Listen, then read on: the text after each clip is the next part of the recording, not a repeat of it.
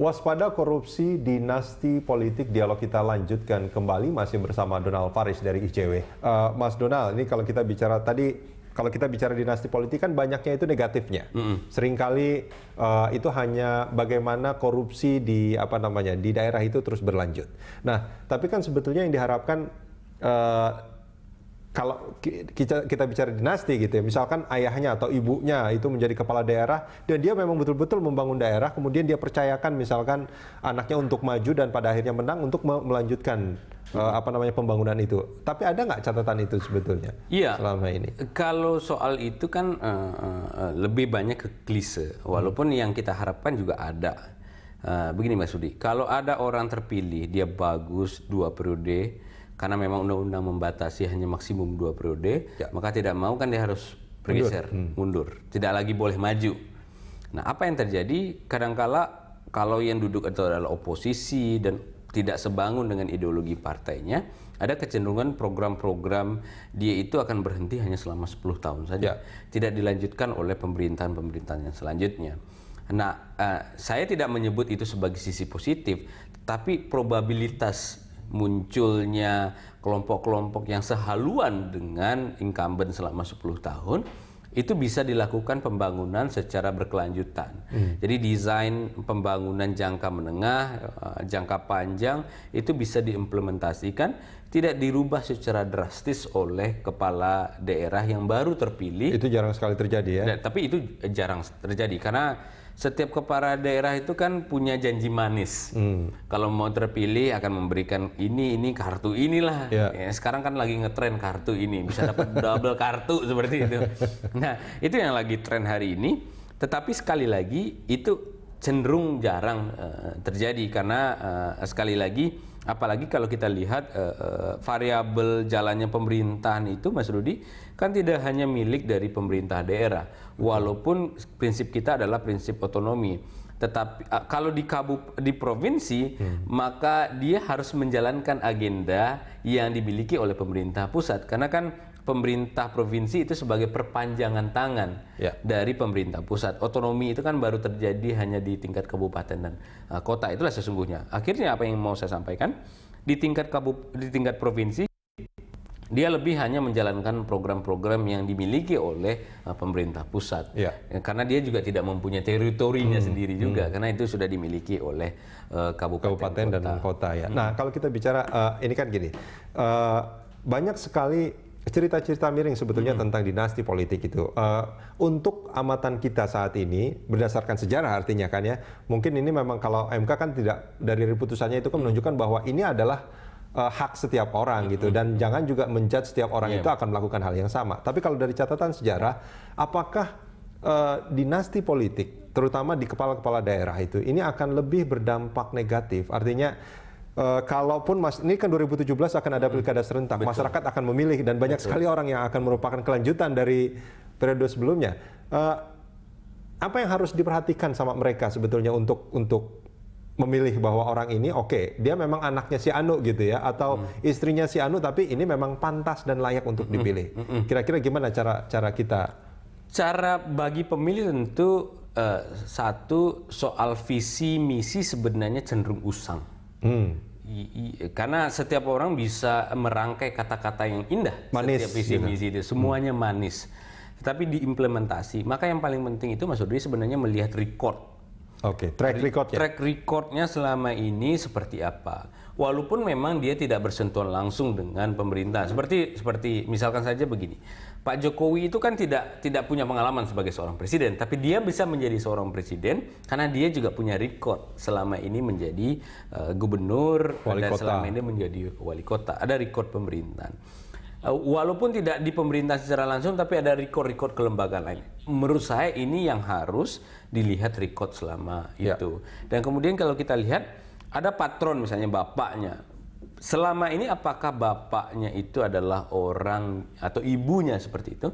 apakah dia memang punya record yang positif juga di sama masyarakat. Kalau recordnya positif, punya kinerja bagus, tidak punya persoalan dengan korupsi, maka tentu ada pilihan chance yang besar untuk dia kemudian dipilih. Ya. Tapi kalau yang ada justru bapaknya diselimuti berbagai macam persoalan hukum, kasus korupsi, maka potensi untuk diwarisi kepada istri, anak, dan keluarganya itu kan menjadi juga besar. Karena yang paling besar itu sebenarnya Mas Rudi adalah memelihara jaringan politik.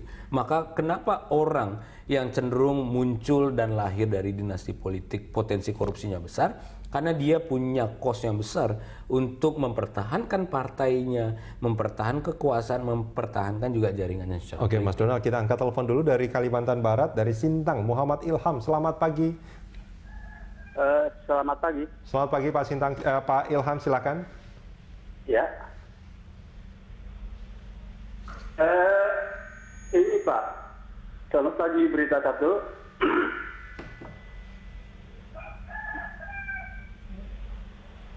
Selamat pagi Pak. Selamat pagi Pak Ilham, langsung saja Pak, jangan dilihat, jangan didengarkan televisinya karena itu delay. Silakan. Oh ya. Begini, menurut saya dinasti politik tidak penting untuk dibicarakan Pak. Yang terpenting gerakan hukum. Mau dia dinasti berapa anak, berapa cucu. Ya, ini sudah mulai Pak. Iya. Terus Pak, silakan. Menurut saya dinasti politik itu tidak penting dibicarakan Pak. Yang penting hukumnya. Kalau tegak hukumnya, tidak mungkin terjadi dinasti politik. Okay. Mau dia dinasti turunan berapa aja, kalau dia memang amanah itu kan tidak masalah. Betul, setuju Pak. Yang penting hukum ditegakkan Pak. Negeri ini hukum yang rusak Pak. Oke. Hanya itu Pak. Oke, Pak. Baik. Pak Ilham, terima kasih banyak Pak Ilham dari Sintang, Kalimantan Barat. Ini menarik sebetulnya yang disampaikan oleh Pak Ilham ya. Yang penting memang penegakan hukumnya. Nah, ini memang semestinya seperti itu. Cuman mungkin permasalahannya selama ini, mudah-mudahan tapi ke depan kita akan jauh lebih bagus dalam penegakan hukum. Gimana, Mas? Iya, selama ini kita dihadapkan persoalan bukan hukum yang mengatur politik, tapi politik yang mengatur hukum. Ya. Maka pembenahan dinasti politik ini juga penting, Pak Ilham. Saya tentu setuju. Pembenahan dinasti politik penting karena agar dia tidak mengatur hukum. Sekali lagi, kalau kita lihat fenomena hari ini yang terjadi di masyarakat, kalau idealnya menurut Prof. Mahfud dan berbagai macam pakar-pakar ilmu politik dan ilmu hukum, harusnya hukum yang determinan daripada politik. Ya. Tapi realitasnya, politik lebih determinan dan mengontrol penegakan hukum kita. Ya. Maka segmen politik tentu harus dibenahi agar kemudian dia tidak selalu mengintervensi, mengganggu proses-proses hukum. Nah, kalau dia kemudian hukum tidak lagi diintervensi, maka dia bisa tinggi, meningkat, sehingga dia bisa mengatur kontestasi politik yang terjadi. Tapi ya itu dia, ini kan sebetulnya landasan berpikir MK juga ketika dia mencabut pasal itu. Bahwa ini kan kalau orangnya amanah, kenapa jadikan masalah sebetulnya? Betul. Idealnya seperti itu. Kalau amanah, tapi kita harus melihat juga variabel.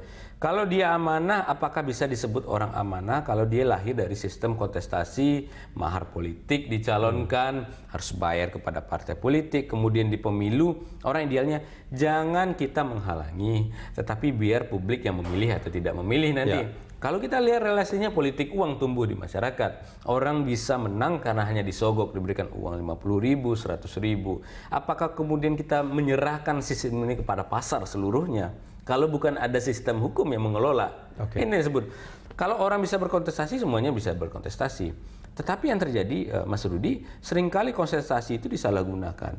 Ada port barrel, ada dana-dana bansos yang dikerahkan untuk bisa menguntungkan kandidat-kandidat tertentu. Itu realitas yang kita hadapi. Akhirnya orang tidak punya battlefield yang sama. Incumbent punya akses kepada dana, punya akses jaringan ke birokrat, punya dana bansos, dana hibah, kelompok-kelompok pengusaha yang bisa digerakkan. Sementara orang yang bagus, punya program bagus, tidak punya semua tadi. Sehingga ini menjadi jomplang. Nah, akibatnya apa? Tumbuh dinasti seperti tadi. Yang paling ironis, Mas Rudi, dan tidak pernah kita bayangkan selama ini, ada sekitar, kalau saya tidak salah, ada 7 kabupaten kota di mana hanya 1 kandidat. Apa artinya?